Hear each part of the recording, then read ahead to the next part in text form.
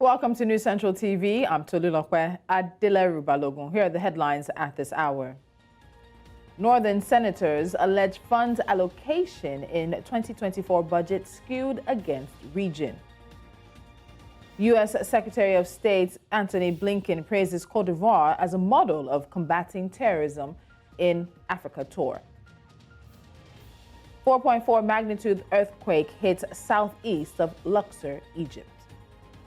We have the details of these stories and more coming your way in just a moment.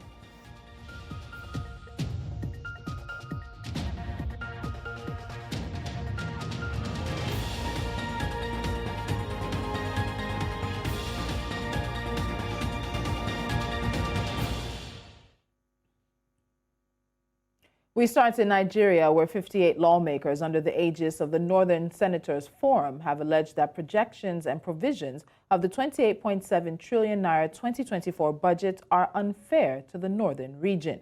They also allege that some federal agencies are being relocated to Lagos.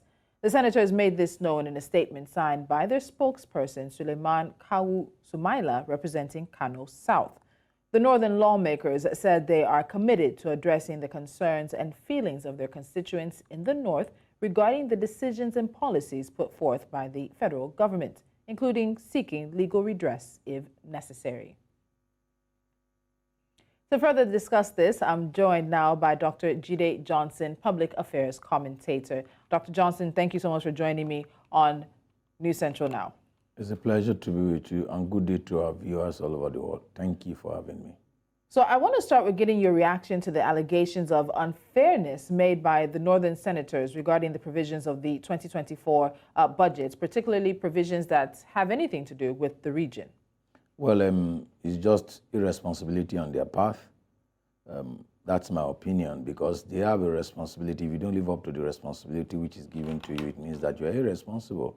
By virtue of the system of government that we run, the legislature has the power over the purse. The legislature has the power to determine what will be the annual appropriation bill. They debate it. It was presented, actually the executive prepared it, and it will be presented to the National Assembly, both the reps and House of Rep and the Senate, for them to deliberate on it. And whatever they come up with in terms of whatever is seen as the annual appropriation bill is what is assented to by the president, which becomes the act, or which becomes the budget for the year. So they have all the powers, all the responsibility. What did they do with their oversight function? What did they do with their primary function of ensuring that whatever is presented by the executive tallies with the yearnings and the aspirations of their various constituency? Probably they were busy with loading up the budget with other things without focusing on much more details with respect to the distribution of these resources across the 6 geopolitical zones which you have across the country. So, as far as I'm concerned, it was a failure on their own part, and they should be ashamed of themselves, because they have the power. The power of the purse belongs to the legislature. If you look at what was even presented by the executive, by the president, the actual money that was eventually approved as the budget for 2024 financial year was even much more, much more than what was initially presented. So they had all the powers. If you had 58 senators out of 109 senators, you have more than enough senators to do whatever you want to do with that bill that was presented and which was discussed and which was passed at both sittings of both the House of Rep and that of the Senate, and the president assented to it. Okay.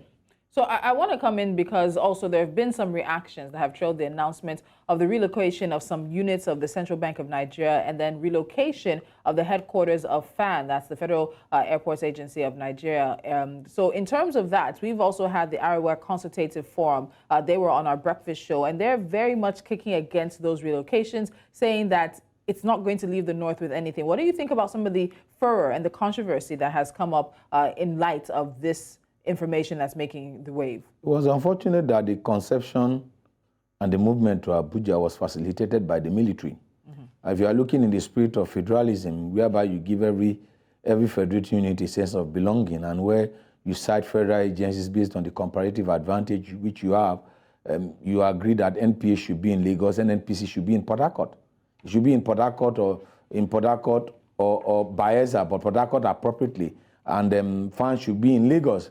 And as far as I'm concerned, if you are practicing federalism, the bulk of your ministries, department, and agencies shouldn't be in the federal capital territory. It should spread across the length and breadth of the country. That's the beauty of federalism, and that's what we operate. And then are they saying that, don't forget that Lagos actually used to be the former capital of Nigeria, still remains the commercial nerve center of Nigeria and even Africa.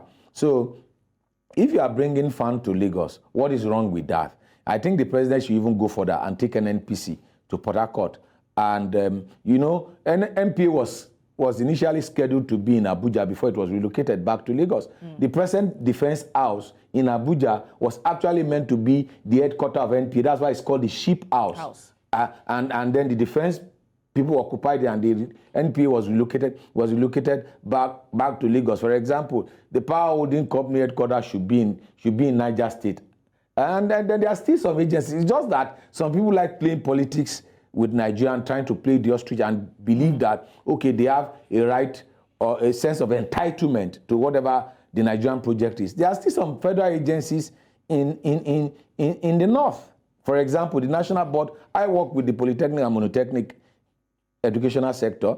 The National Board for Technical Education, which is the regulatory body for Polytechnic and Monotechnic education, is still in Kaduna. The headquarters of NECO, which was Nigerian response to WAEC, the headquarters of NECO National is still in Minna. So is this about spreading it out and making it fair, or do you think this is an interest that's more political and about a focus on certain key agencies that may be agencies that many people have their eyes on? I think that what the Northern Senators and the Arewa Elders Forum, what they are doing, not Elders Forum, what they are trying to do is just playing politics with this. What is wrong with funds being cited or being relocated back to Lagos and bringing, look, for example, majority of the banks are located where? The headquarters of majority of the bank. And if you are to do oversight function of the bank, the agencies that should do the oversight function of the bank should be closer to where the banks are. And we have said it. For example, there are still some strategic military investment of Nigeria that are still in Kaduna and not in Abuja. And nobody's raising any eyebrow concerning that. I think in the spirit of federalism and in the spirit of nationhood, we should cite ministries, departments, and agencies of government in the areas where they have comparative advantage. So I'm looking forward to the president taking an NPC headquarters away from Abuja to Port Harcourt, FAN in Lagos. Okay. In actual sense, the entire central bank should even be in Lagos and not in Abuja. That's the spirit of federalism. FBI is not located in Washington D.C. FBI is in West Virginia, is in Langley. So people should understand the idea behind federalism and the principle behind it. Are they saying that Abuja is of northern extraction? That means that Nigerians have been deceived with the conception of the Abuja itself, because Abuja was meant to be a no man's land. Yes. It was meant to be everybody's capital. It belongs to every Nigerian. And so why are they raising issue that if you take it away from Abuja and you are bringing it back to Lagos, you are taking it away from the north? It means that, quote unquote, they not have colonized Abuja to be part and parcel of their own. So I want to follow up with this, because I watched the interview that our breakfast team did with the spokesman of the Arewa Consultative Forum, and he talked about the fact that you're taking away from the north, and what is the north going to gain if these some of these agencies are removed. But you also have to wonder, what has been the gain since some of these agencies have been positioned there? Because these allegations of lopsidedness and the allocation of resources by these northern senators, we also have to look at it in terms of the overall alignment with the distribution of the budgetary allocation across different regions, across different sectors of Nigeria. And we can't also ignore historical connotations as well. There have also been different regions, that's not the northern regions in Nigeria, that have also made these same accusations, saying that they've been left with very little. Is it really just because this whole idea of the Nigerian project still has not really truly trickled down? We are still seeing ourselves almost as competitors in a bad way, not in a good way, and therefore we're not all in support of this Nigeria project. I think the conversation which we are running away from, we are going to have that conversation, which is the conversation concerning restructuring, concerning the Nigerian question. What is it to be a Nigerian? I think that question, whether we like it or not, we begin to answer those questions. And when the northern senators are complaining, don't forget that for the 8 years of Buhari's administration, the Senate president was from the north. The speaker at one point in time was from the north. And then if you look at, in terms of project under Buhari's administration, with the citing of projects, you look at the number of projects that were cited in Daura alone. Daura, which is almost a border town with Niger Republic. We even went as far as constructing a railway line from Nigeria to Maradi in Niger, and not even connecting some parts of Nigeria. I think people should go beyond their myopic views and be beyond this ethnic sentiment. It is very, very clear that when you have good intention and when you have good heart, when you begin to bring political issues, where should fun be? Where should fun be? If you travel locally, just look at what happened to the Abuja airport. And compare what happened to the Abuja airport with what happened to the Lagos airport. Fun should be in Lagos. Some departments and agencies, some departments and units of CBN should be in Lagos and not in Abuja. And it's very, very clear. And why are they reading meanings to it? They were just hiding under the aegis of, oh, there was imbalance in the constitutional provisions for 2023. That's why the senators are talking about that, joining key with the Northern Elders Forum. As far as I'm concerned, do we even have North in the present arrangement that we have? We have the 6 geopolitical zones in the present arrangement that we have. They did not, this body did not speak when there were issues in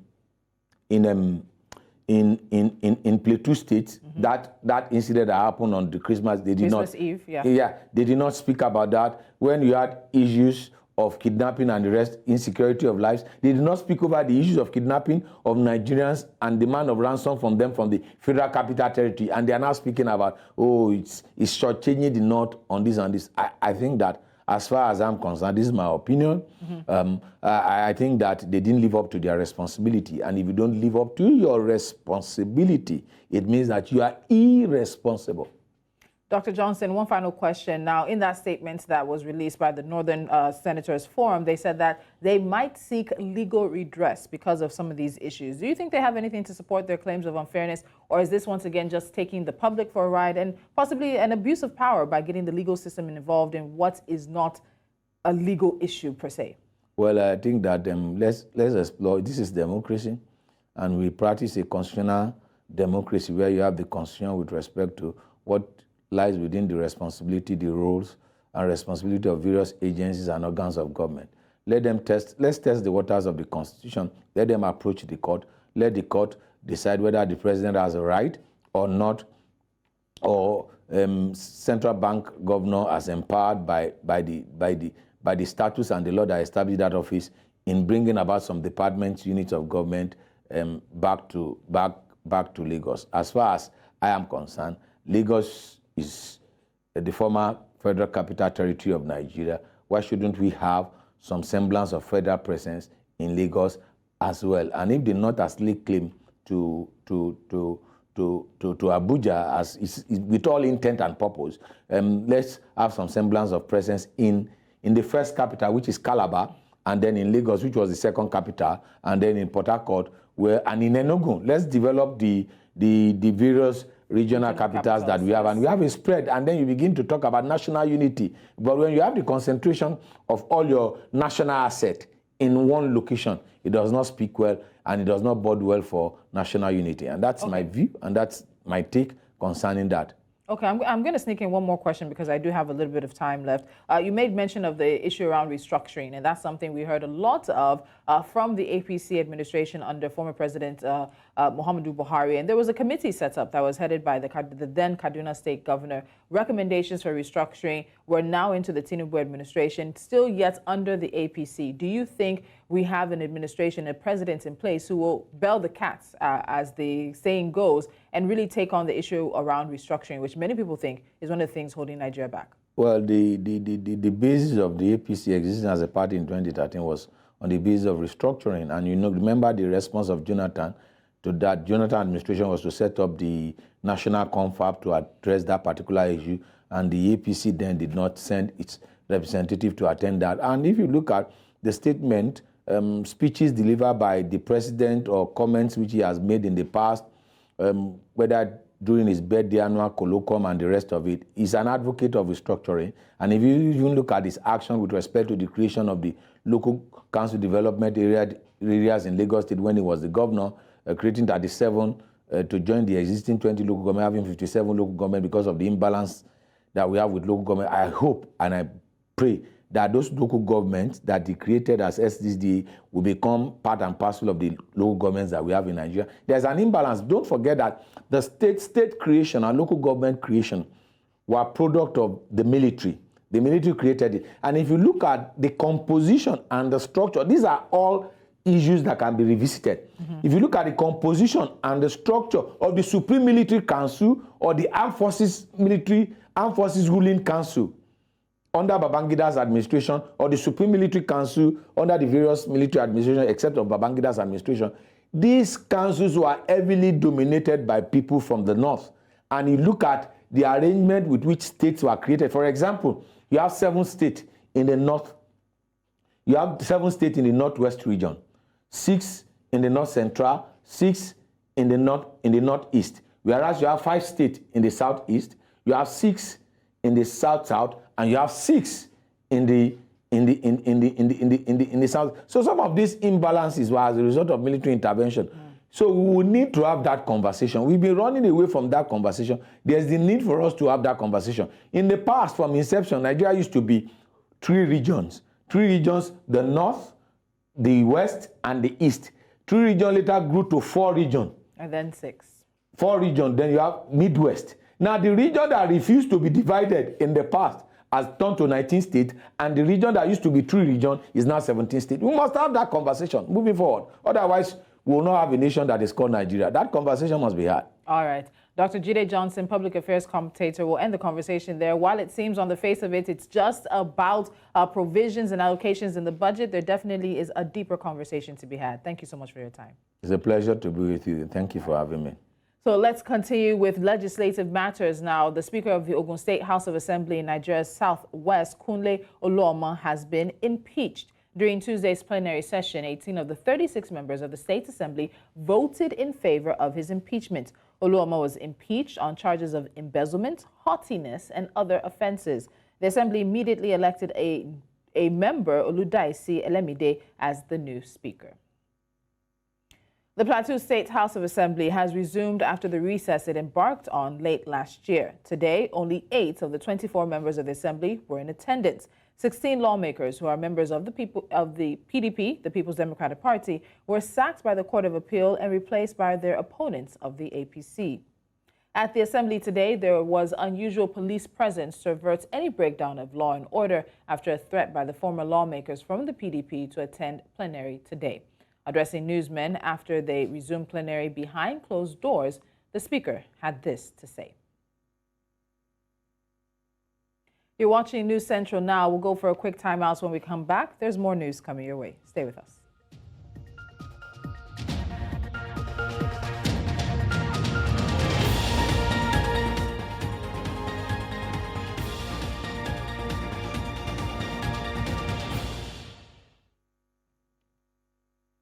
The attacks of December 24 last year on Bokos, Barkin-Ladi, and Mangu local government areas of Plateau State may have been forgotten by many, but victims of those incidents continue to come to terms with the reality of what they are left to live with.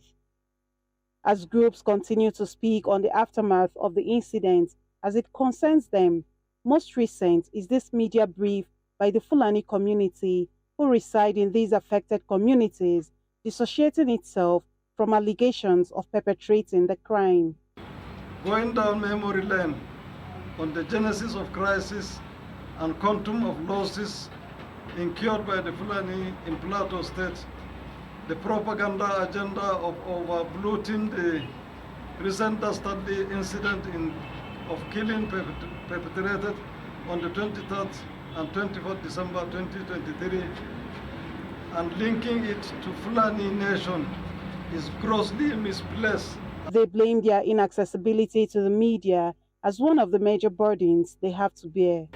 Their lack of access to media, both conventional and non-conventional, is the rationale behind their inability to state to the world their plight as they happen, the way they transpire, and worse still, whenever any incident happen that is inimical to Fulani nation. Because of the control of the media that the government, Plateau State government has, it surprises that which states the true and favorable position of the Fulanis. Describing the accusations as baseless analysis and discrimination, the group said it is unacceptable and must stop. How these back and forth banters will be replaced with calls and activities for the enthronement of peace in the state is rather pertinent for the security of lives and property, which would usher in development that everyone prays for. In Jos for News Central, I am Chizoba Anyowe. In the northeast region of Nigeria, after several years of displacement, the people of the Logumani community in Borno State, northeast Nigeria, have returned home. The resettlement of the 500 households is part of efforts by the Borno State government to enable the people ravaged by insurgency to pick up the pieces of their lives again. News Central's Umaru Kariwa completes the story and meets those who are going back home. One of the consequences of the Boko Haram insurgency in Nigeria's northeastern region is the displacement of thousands of persons from their ancestral homes. A sigh of relief to Alkali Abacha and other 500 heads of household of Lokmani community in Gamborungala who are now being resettled by the Borno State government since their displacement during the insurgency.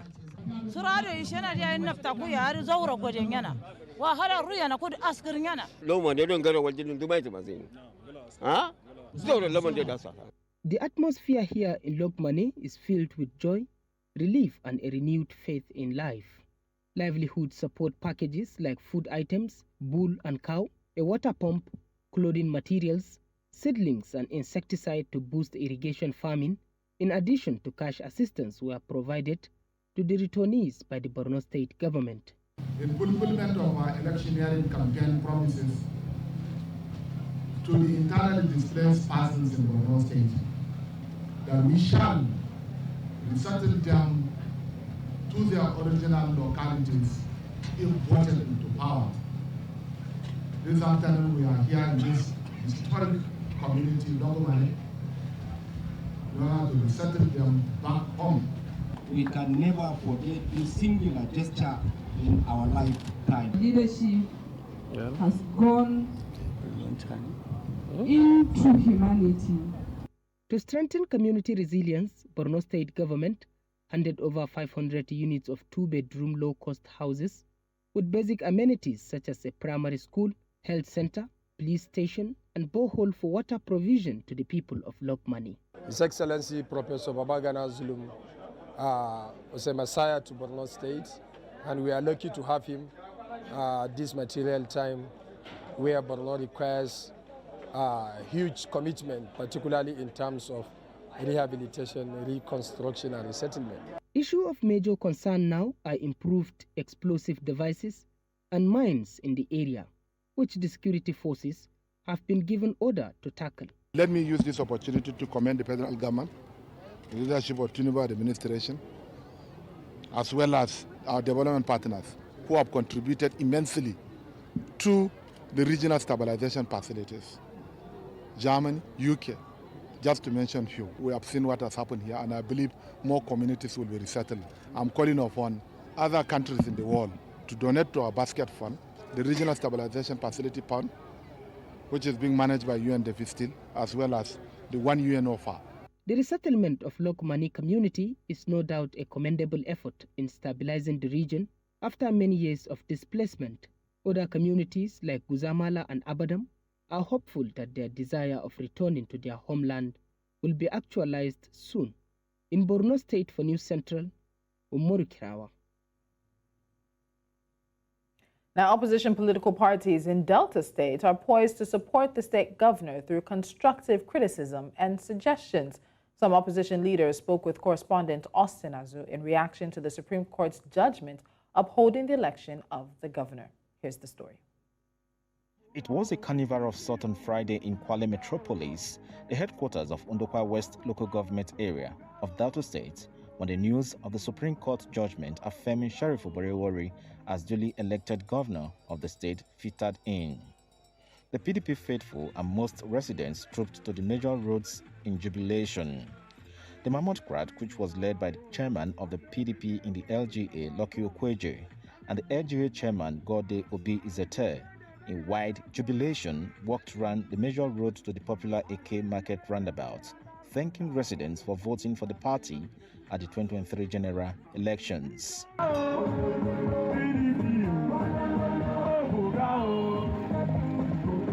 Now the celebration has died down. Focus has shifted to governance. Leaders of the opposition in Delta State say they will continue to engage the governor on constructive issues towards moving the state forward.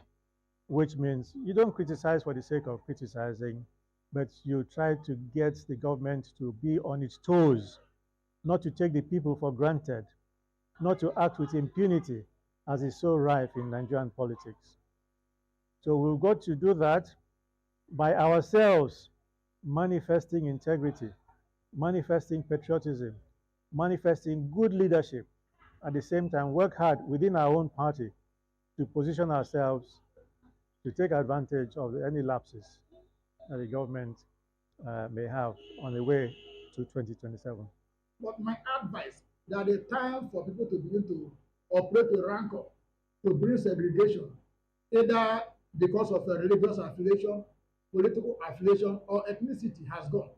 It's time for you to bring inclusive government where everybody will work together. And it should also be a listening governor. Now, when people talk, you listen to them. Though the governor has said that he would be a governor for all and open for all constructive criticism, coming days will be crucial assessing the governor's sincerity and readiness to absorb alternative views. In Asaba for News Central, I'm Austin Azu. Now staying in West Africa, the U.S. Secretary of State, Antony Blinken, has met Ivorian President Alassane Ouattara, a veteran leader who has won Washington's praise for consolidating democracy. This is as he continues his Africa tour in Côte d'Ivoire, a day after a stopover in Cape Verde.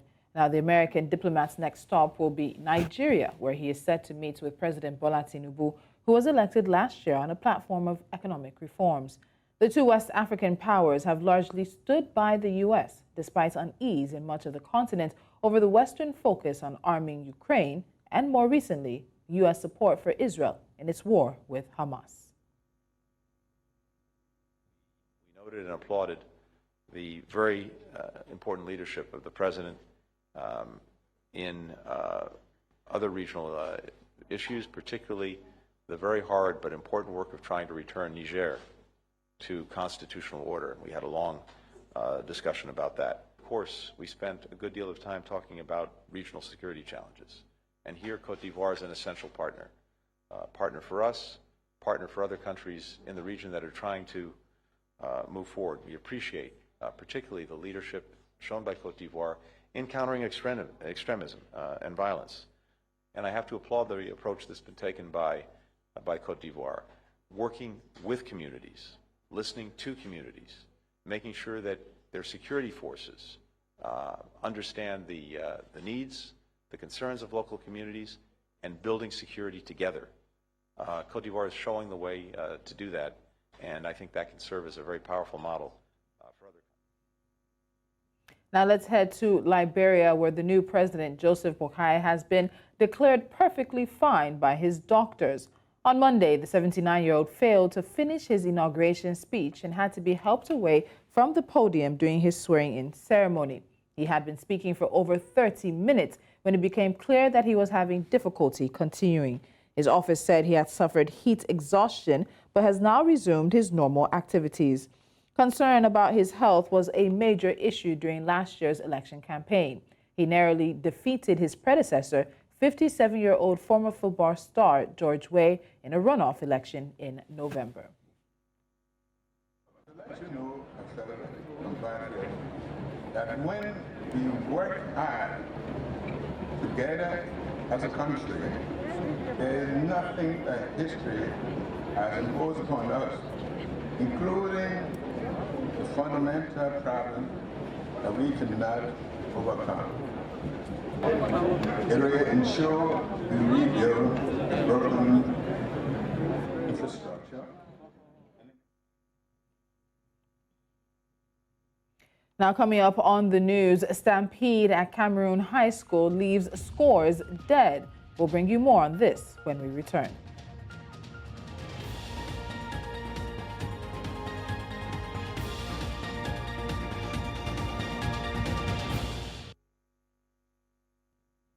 News Central now continues in Central Africa, where scores of students are reported to have been injured during a stampede at a senior high school located in the political capital, Yaoundé.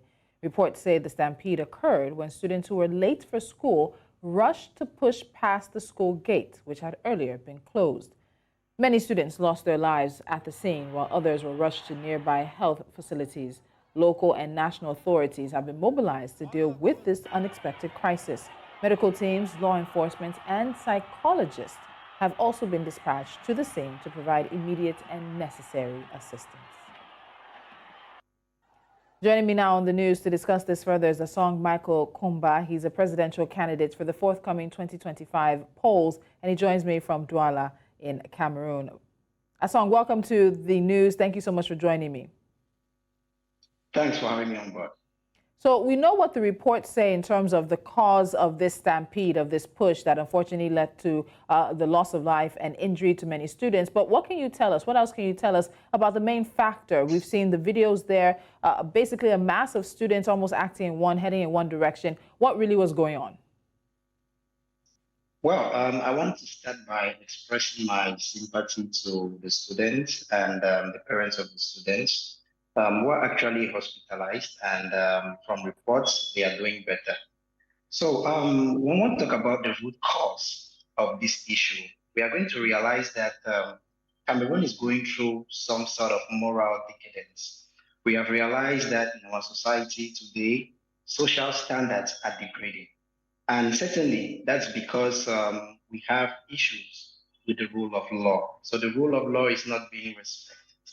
As we got from the facts, the administration of the government secondary high school had put in place hours to arrive at school. And unfortunately, you would imagine about 50% of those students in that particular secondary high school were late. So this is something that we can't even conceive, because during our times, we arrived in school on time. By 6:30, we were already in school. So we realized that there are issues with the respect of rules and regulations in our different academic institutions. And this is clear. This is just to show us that we have issues with governance, right at the top level to the lowest level. And it is worth mentioning that this is not the first time we are having cases of juvenile delinquencies, which has always taken forms of violence. We have students who fight in school, who come with knives, who take drugs. And these things are proving to us that things are not going well and that much has to be done. So if we want to look at the causes of this issue, they are multifaceted. First of all, we have the role the government has to play in making sure that the education sector is being well administrated. But that's not what is happening today. We have teachers who have gone for months without pay, others who have not yet received their arrears.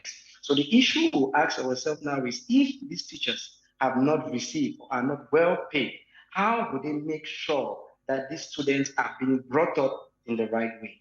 Okay. Moreover, I want us to go. Asong, just hold on. I want us to go further into that, because this is a stampede that unfortunately has cost people their lives, has cost young men and women their lives, has landed others in the hospital. And I know many in Cameroon and across the continent are asking what could have been done to prevent this. Yes, there are issues with infrastructure. There's issue with class sizes. There's issue with teacher pay and even the quality of education. But when we come down to this was a stampede. Your last statement was saying something along the lines of even losing moral standing and having students to act better. Is there anything that could have been done to prevent such a stampede? And what are the lessons we're learning in this situation that could prevent future stampedes in schools in Cameroon, and even lessons anybody could learn? Well, it's quite complicated because if we realize, we will take note that nothing has really been done, because this is just a drop of water that has overflowed from the vase. And we will see that these cases are not the first cases we have been having of violence taking place in secondary schools. It's something we cannot conceive, to see students trying to take the laws into their hands. If the administration of the secondary school has put in place a mechanism for children to arrive on time and they are told to stay out, they are supposed to respect that. And if they don't respect that and they take the laws into their hands to push through the gate and cause this stampede, then we realize that it's something which is really, really serious. And if nothing is done, then we have a young generation that will not actually bring Cameroon or lead it to its sustainable development. And that is the reason why the lessons we are learning from here is that we have a serious issue with the academic sector. And as I earlier on said, we have issues with infrastructures, we have issues with teachers being well paid. But on the other hand, there is a role the parents of these children have to play. And it becomes difficult because with the difficult quality of life, prices of goods and services increasing, hardship in the society, automatically parents find it difficult to play that role which they are supposed to play. And at the end of the day, these students are being more trained by their teachers. And when you go to the schools, you realize that the teachers don't have good working conditions or salaries. So at the end of the day, we find ourselves in some sort of a cycle because the upbringing of our children is reliable and directly proportional to the role the government has to play and to the role our parents have to play. And if you go more into it, you realize that our government leaders or our leaders are not examples. They are violating the law. So automatically, these children feel like they can take the law into their hands and do whatever they want to do. All right, Hassan, before I let you go now, in terms of the role of infrastructure, you've looked at that, you've touched on that, overcrowding, even safety measures, and of course the quality of education. At the end of the day, what do you think the investigation is going to find? We're still very much in the early hours of even this event that unfortunately happened, and we do hope that those who are in the hospital recover swiftly. Also, our condolences going out to the family and loved ones of those who lost their lives. What do you think we're going to find from the investigation, if the findings are even made public? Well, as a matter of fact, the investigation which has been done right now does not mention any student having lost his or her life. So we have just been told that so many have been injured, but we don't have more details about that. But nevertheless, I strongly believe from the whole scenario that the liability will not be on the school or any other person, but it will be the responsibility of these children who decided to break through the fence and get into school, into school by rushing in and causing the stampede themselves. So automatically the responsibility falls on the students who decided to take the laws into their hands. So I think that it's a complex situation in which we cannot directly link responsibility to the stampede to any individual as per se. All right, Tasong Michael Kumba, thank you so much for joining me, presidential candidate for the forthcoming polls in Cameroon, but also speaking on the unfortunate incident at a senior high school that has claimed lives and left some students in the hospital. Thank you for your time today. Thank you very much. As the news continues, now in the first vote of its kind, the House of Lords has called for the new UK-Rwanda treaty to be delayed until Kigali improves its asylum procedures. Peers backed a non-binding motion urging the government not to ratify the treaty by 214 votes to 171. The treaty, signed in December, is central to Prime Minister Rishi Sunak's scheme to deport asylum seekers to Rwanda, but is separate to the Rwanda Safety Bill. Foreign Secretary Lord Cameron urged his fellow peers to back the bill. Last week, the Prime Minister, during a news conference, urged the House of Lords not to block the will of the people by voting down the bill. Next week, peers will begin debating the proposed legislation, which aims to prevent legal challenges to deporting asylum seekers to Rwanda. In North Africa, a 4.4 magnitude earthquake has hit southeast of Luxor in Egypt. A statement by the National Research Institute of Astronomy and Geophysics said the earthquake happened at 1:18 p.m. Cairo time, nearly 46 kilometers southeast of Luxor City. The institute also said no casualties or property losses have been reported. However, it further said that it received reports from several citizens who did feel the earthquake. The last major earthquake hit Egypt in 1992, measuring 5.8 in magnitude, killing 541 people and injuring over 6,500 in Greater Cairo.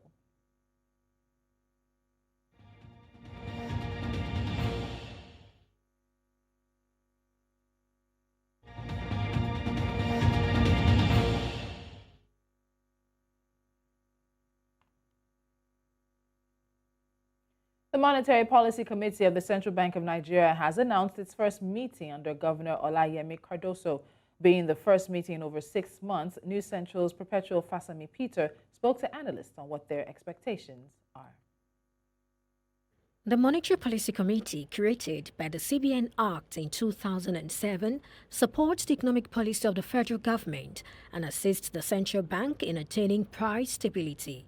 It advises the central bank, government and financial industry setting interest rates, reviewing policies and ensuring clear communication. However, for 6 months, the committee did not meet, creating what some analysts described as uncertainty and anxiety in the system. Changing the narrative, especially in the monetary policy side.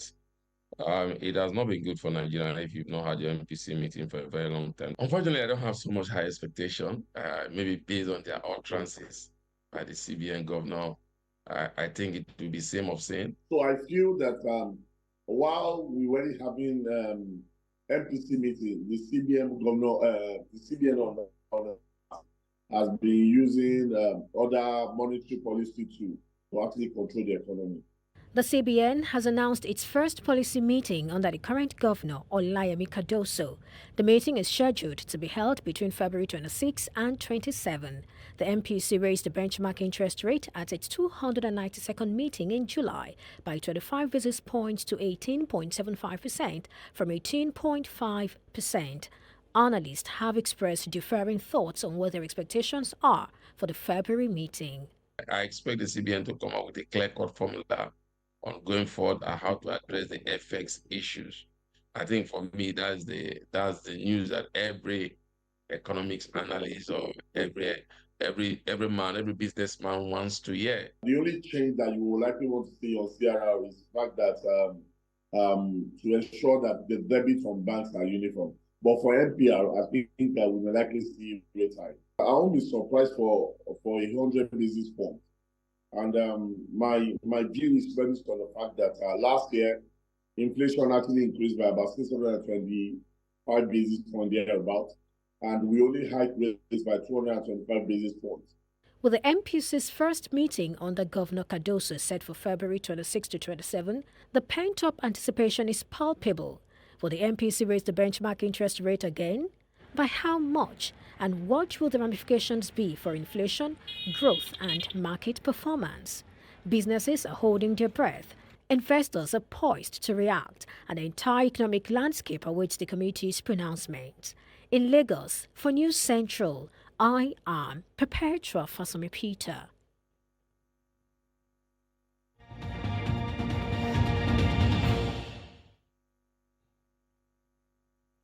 Super Eagles manager Jose Peseiro believes that despite finishing second in Group A at the ongoing Africa Cup of Nations, now following their near-perfect performances at the recently concluded African Games qualifiers in Ghana, Nigeria's men and women's beach volleyball teams have qualified for the 13th African Games in Ghana. The Games are scheduled for March the 8th through to the 23rd in Accra, Kumasi, and Cape Coast in Ghana. The pair of Esther Mba and Pamela Bawa scored a 100% win record in the women's category, beating Burkina Faso 2-0, Benin Republic 2-0, and Ivory Coast 2-0 to finish first position. In the men's category, Hilary Simon and Obayemi Ogunshina recorded 3 wins against Burkina Faso at 2-0, Togo 2-1, and Ivory Coast 2-1, losing to Benin Republic 2-1.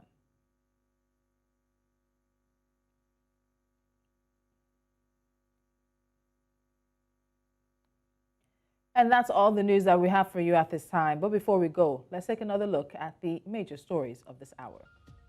Northern senators allege funds allocation in 2024 budgets are skewed against the region. U.S. Secretary of State Antony Blinken has praised Côte d'Ivoire as a model of combating extremism during his Africa tour. And a 4.4 magnitude earthquake has hit southeast of Luxor in Egypt. Don't forget to send in your eyewitness reports to the WhatsApp number on the screen. You can also follow us on social media. We are at News Central TV. Don't forget to watch News Central Live on DSTV channel 422, Star Times channel 274, Avo TV, and YouTube. Many thanks for watching. I'm Tolulokwe Adeleru Balogun. I'll see you again soon.